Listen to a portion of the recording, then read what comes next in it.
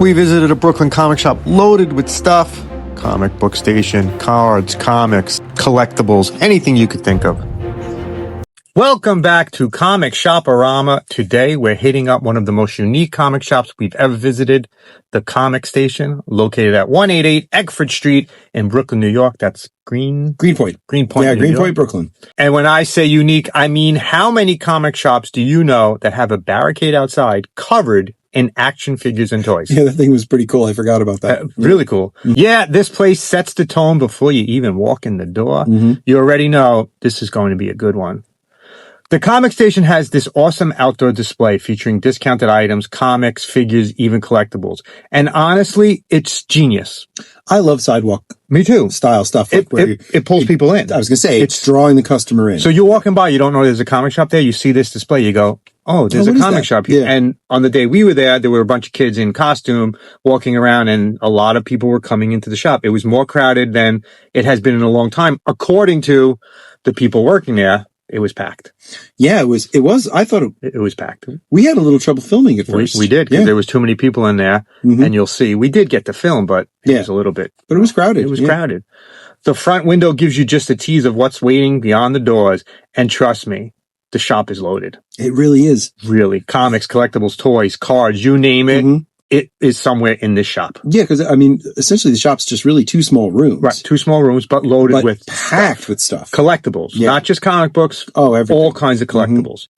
The shop is divided into two rooms, as Brian said. Both are packed wall to wall. You've got classic toys in glass cases, like a vintage Rambo figure. I haven't seen one of those in a long time. Yeah. Mm-hmm. Kiss action figures. A lot of those. Wrestling thumb war figures. I haven't seen those in years. And tons of starting lineup. Yes, a wall of starting lineup. We have not seen that in a long time. It's like walking into a nostalgia museum. Let's take a look.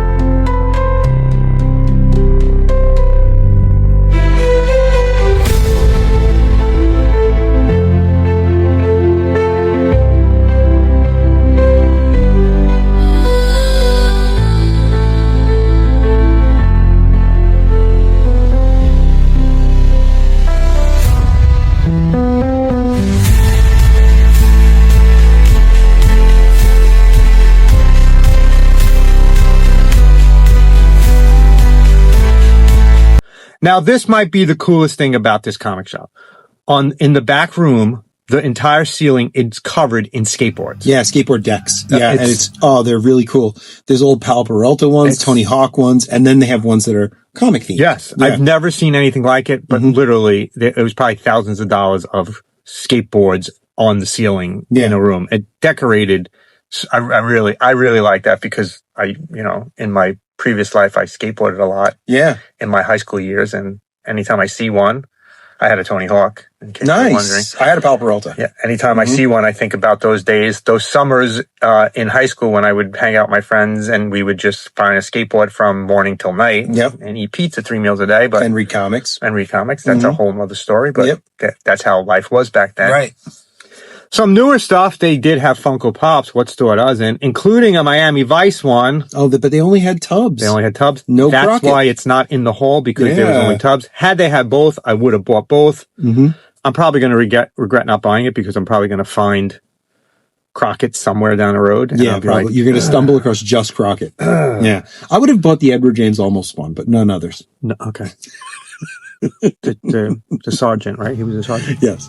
They also had Littlest Pet Shop figures. Haven't seen those in a long time. I got something interesting about that. What? My oldest kids' roommates collect Littlest Pet Shops. Old ones. I vintage have ones. An entire tub upstairs filled with them. My daughters both collected them, so they hold a special place in my heart because we're actually saving them in the attic for when we have grandkids because they're just so easy to play with and so they easy really to store. are. Yeah. Both my daughters loved Littlest Pets when they were younger, and we have tons of them. So, but the thing about it that really got me was these are vintage toys now. Oh yeah. Littlest Pets are now vintage. So there's going to be a generation who goes to shops looking for Littlest Pet Shops. Like you said, your daughter's friends club.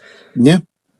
Comic Station's on top of that. Like I've never seen them at another comic shop. I know. They have them. So if you're a Littlest Pet Shop collector, they had a case filled with them. Comic Station, reach out to them, ask them which ones they have. Definitely. And it's not something you see every day. So yeah. Also something we don't see every day when we're in a comic shop, collectible cards. Yes. So they had a lot of cards, sports cards, non-sports cards, even graded cards, like graded comic book cards. I haven't seen those in a really long time anywhere. Yeah, like the old 90s collectibles, like the Spider-Man series, graded the X-Men series. Yeah. And listen, I'll be honest with you. I'm thinking about buying one just to display it. Like if I get one that I really like maybe an Iron Fist or a Thing or a Power Man, I'm going to get it just to hang it up somewhere and display it. Yeah, you need like one of those collage frames. Yeah. To have a bunch of them in. You know? That's exactly. That would look really nice. You get a couple of those. And the only difficulty with framing them is that you can't see the back. Right. You know? So, that's why graded is nice because if you have them hung in a certain way, you can see the front and the back. Oh, you can turn them around. Yeah. There you go. Yeah. So, coming soon, I might be buying some graded cards from old Marvel or DC sets. Yeah. Maybe, it's a new generation. So now we're looking at stuff very differently.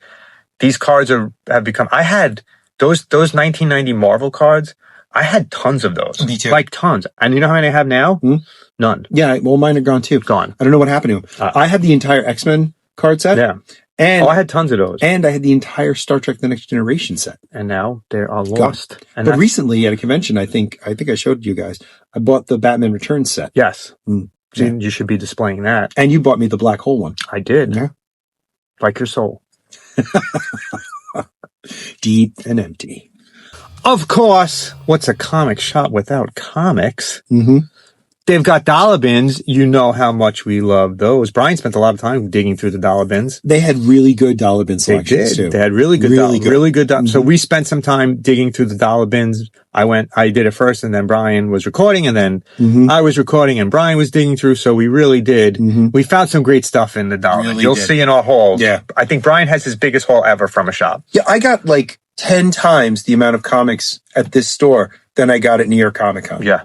And for a lot less than what you bought in New York. Way a lot less.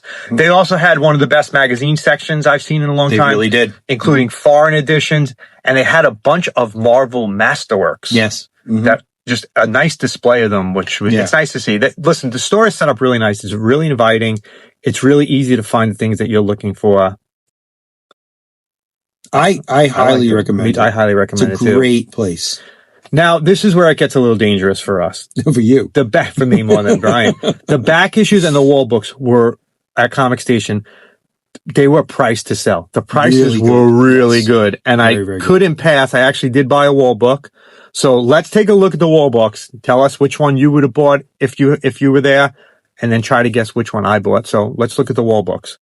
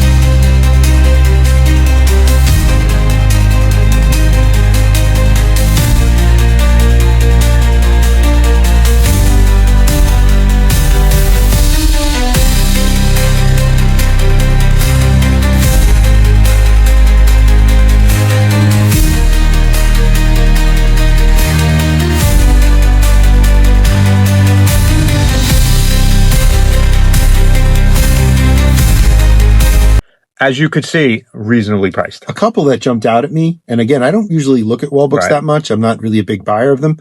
But a couple that jumped out at me, there was a Star Wars one that I definitely had as a kid, and it was in the best condition I've ever seen a Star Wars comic in. Conditions range there too, but some of them were in and this was easily really good condition. 78. Oh yeah, this is from 1978, easily, and it was in great condition. There was a really good Man Wolf. Comic from Spider-Man. That one out. And there was one that I never heard of before. I think it was from Marvel, if I'm not wrong. Maybe the picture came up and people could tell me. One called The Karate Kid, but had nothing to do with the movie The Karate Kid, because it was obviously before. I think that's the DC series. Okay, DC series. Okay. Yeah. I was like, oh, Karate Kid. I have a couple of issues. I believe he's one of the members of the Legion of Superheroes, if I is he? I think so. I might be wrong, but I'm not a big. You guys out there might know. Please let us know. Who's the Karate Kid? Yeah, not Daniel's son. But the comic book Karate Kid. Daniel Russo. They also had a cool Fantastic Four poster I'd never seen before. They had an Anthrax poster. That they said that was custom. Yeah, that somebody made that for them. It was Judge Dredd, I Am the Law. Anthrax poster. It was really cool, and it was Subway size. Yeah, that was. Listen, awesome. It's a great New York City shop. They also had some signed Arthur Sidem pieces of art. Mm-hmm. Listen, the store is really cool. It's a great place. Before we get into the haul, which I know it's everyone's favorite, the haul. Mm-hmm. Let's take a look at some of the other stuff in the shop. There was so much, we couldn't mention everything, but we took a lot of pictures. So here's more of the shop.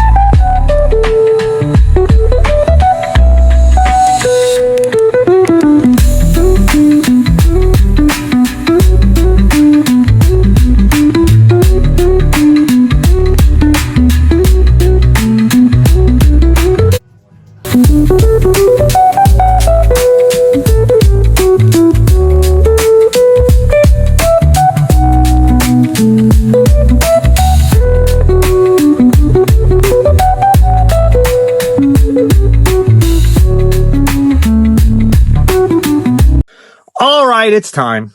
You guys wait for it patiently every episode. Hopefully you're staying this long for it. It's time for the haul. We scored some killer finds at great prices.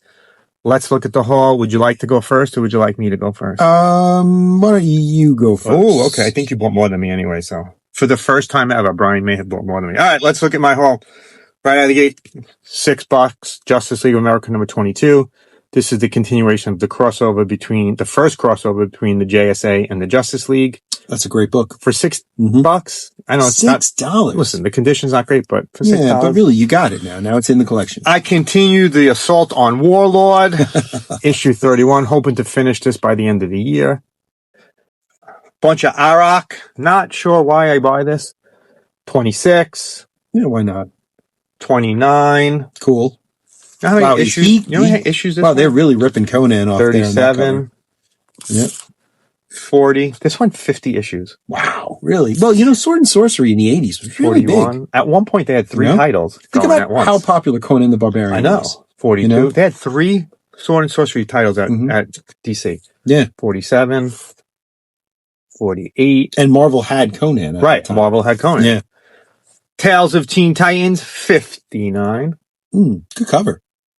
Really nice. That's my DC haul. I bought some indies, the Twilight Zone Shadow. This was in the dollar bin. And really? I have no idea. I have no idea what to expect. It's from Dynamite. Oh, Dynamite. Yeah. Dynamite, who we have a working agreement with. Yeah. I can't wait to read this because I was like, wow, what could this be? A Twilight Zone episode with the Shadow in it? I love it. And what other characters could they do a Twilight Zone episode on?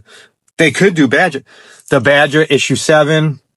If you never read this, this is an insane series, man. First Comics had a lot of good series. This is crazy. A lot of people. Is Time Beavers one of those you're talking about? I don't know, but I'm intrigued. I'm intrigued by Time Beavers. I've never seen Time Beavers. Well, it's not even a series; it's a graphic novel. I need to look. All you need is one. We need to look for Time Beavers. Issue 24. I'm trying to finish this series. I like Mike Barron, who wrote it. 28. And anytime I see it in a dollar bin, sometimes I see it in 50-cent bin. 29, 55. First Comics, though, is one of those companies that a lot of people blow off. Yeah. Thinking like, they were just rip-offs. But they put out a lot. They did put out some good stuff. They put out a lot of good. They did. A lot of good stuff. Yeah. That's my indie. Now this was my buy. That's your big one. Avengers 78. Nice. This is key number 1. This is the first appearance of the Lethal Legion, the Grim Reaper, Living Laser, Man-Ape. This is his second appearance. M'Baku, Power Man, and the Swordsman. This is a great issue for $10, and it's in good condition. Couldn't beat it. Yeah. I am highly attracted to ash cans. I don't know why. Because they're awesome. That's why. And I saw an ash can, and War Machine ash can. I don't know why I like these I like so that. Cool. I really don't know why I like them. No, because they're fun to have.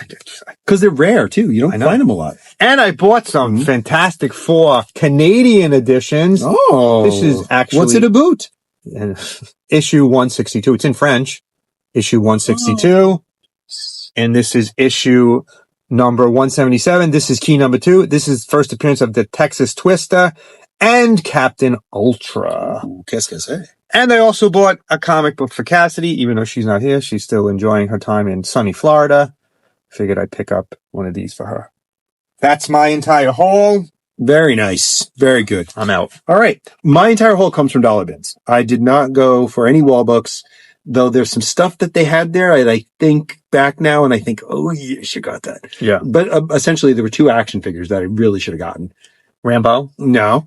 The Batman and Batgirl Thrill Killer Edition figures. Oh, they were carded. They're Elseworlds figures. They're carded. Yeah. Great looking. Yeah. Awesome looking figures. And I was like, why didn't I get them? But anyway. Okay. So one of my dollar bins purchases was this X from Dark Horse. This is number 9. I hadn't really heard of the series before, but I bought it because I really like the cover image. And it's by Alan Grant, Doug Mank, and Jimmy Palmiotti. Creators I really like, but I never heard of this. You said you've heard of it before. I've heard it. I have. Yeah, you have. I have one of the issue number ones. So I'm going to check it out. Yeah. And it's not bad. Yeah, so I'm going to check it out. If I like it, I'll get the rest. A comic I loved when I was a kid, and I got number 1 right here in the dollar bin. Alien Legion from Epic. Epic was the same company that had Dreadstar, another favorite of mine. Dreadstar. Okay, so I got Alien Legion 1, and I got Alien Legion 11. In the dollar bin. Dollar bins. Brian spent a lot of time in the dollar bins this time. Yep. This says 4 on it, but it was in the dollar bin. Apparently, Devil's Due Press had the Micronauts license for a little while. That issue 1? This is issue number 1. So I'm going to see if I can chase down the Devil's Due Micronauts because I have all the Marvel ones. Right. I'm slowly getting the IDW. The Further Voyages. Yeah, IDW I haven't gone after yet, but Devil's Due, I think they had it for less time. I think Devil's Due had a lot of those Hasbro products. They had G.I. Joe for sure. And then it wasn't long, I don't think. No, they didn't have it long. This is part of a mini series. I think I have a few others at home. I got to check, but it looks cool because of Vertigo. So this is Scarab number 1 of 8 right here. And I got Scarab 2 of 8.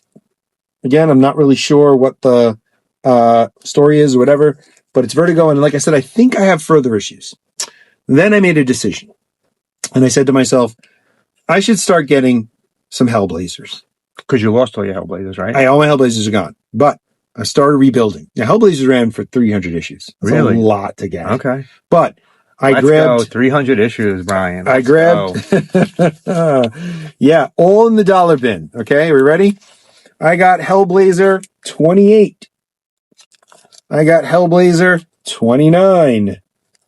I got Hellblazer 30. Are there any really big ones? Like, are there any Hellblazers that are like... For me, yeah. The 30 is a good one because it's the conclusion of the Family Man storyline. Hellblazer 32. Hellblazer 33. No, look at Brian. With Hellblazer 36. Hellblazer 61, which was part of the Garth Ennis run, which I always liked really very, very much. I love the way Garth wrote the character. Hellblazer 88. The series briefly went back to Jamie Delano writing. Now, at one point, does it become DC and it goes away from Vertigo? No, 300 was the finale for this series. Vertigo. Yeah, in Vertigo. Yeah. I got Hellblazer 255. This one's written by Pete Milligan. Is another good writer. Got Hellblazer 259, written by Pete Milligan with art by Simon Bisley, which is really cool. And very close to the end, Hellblazer 287, called Another Season in Hell, Part 1. Cool. Yep. You went heavy on Hellblazer. Heavy on Hellblazer. Then, another series I like and don't have enough of, that comes to us from Dark Horse. I have a working agreement with them as well. Yeah, I got a few issues of the Baltimore series from the Magnolaverse. Baltimore's a vampire hunter. This is Baltimore, The Cult of the Red King, 1 of 5. Here's Baltimore, The Cult of the Red King. This is 2 of 5. You can see that awesome Mike Mignola art style on the cover. You got Baltimore, Empty Graves. This is 2 of 5. Baltimore, Empty Graves, 3 of 5. So I've got 2 mini-series there I need to finish up. This is one I see all the time. It's an old Epic Comics title. Epic has some good issues, too. I have number 1. Titles. I have number 1. It's a 4-issue limited series. And now I got number 4. Crash Ryan, number 4. All right. So I got 1 and 4. I just got to fill in the middle. There you go. And then I saw this in the dollar bin. I said, I got to get it. Got to get it. Because I love it. Al Milgrom. Friend of the show, Al Milgrom. This is US 1, number 1. In the dollar bin. In the dollar bin. I have no idea how long this series ran. But this... Not long. 8 issues, maybe. This is the one I had a chance to read. Yeah, 8 issues. Did you ever read this? No. It is like an 80s action show. Yeah. It's about a guy... it's like the A-Team. The driver's a cyborg. Yeah. Driving... He connects to his... Driving an advanced truck, looking for the guy who killed his brother. It would have been perfect for a show. It would have been a CBS show. I'm surprised it was never on Friday nights. It didn't do well in the comics, though. No, I guess not. 8 issues, maybe something like that. But I mean, just the great thing about it is it's told from the perspective of an old trucker. He's like the narrator. It's great. Al Milgrom. Yeah, and you get the feeling of like. Remember who was it? Waylon Jennings who narrated the Dukes of Hazzard. Yeah. It has that feeling. So you could see it as a show. Oh, I saw it as a TV show like that. When we hit it big, we'll produce a US 1 TV show. A US 1 TV show, right? When this channel gets really popular. Tyler Sheridan could do it. We will produce a show. So, what do we think? Comic Station? Oh, big. Dollar bins, wall books, great staff. Shout out to Dylan and Natalie who were there when we were there. Absolutely. Really cool atmosphere. They were really cool when we were filming. Very helpful. Packed too. Yeah. I'm thumbing up there, man. You big time thumbs up. If you're in the Brooklyn area, and you want to hit a shop. No new books. So they do not sell any new books. Oh, yeah. That's a new trend we're noticing. Yeah. And I like it because I like it. I like it for the store. I like it that they're focused. It worries me about the industry. It should. That stores are like, I don't need new comics. Yeah. I think it's a big headache to get new comics. So if you're in the Brooklyn area, 188 Eggford Street in Greenpoint, Brooklyn, check out the comic station. Tell them that we sent you. You know what? Hit the subscribe button right now if you're not a subscriber.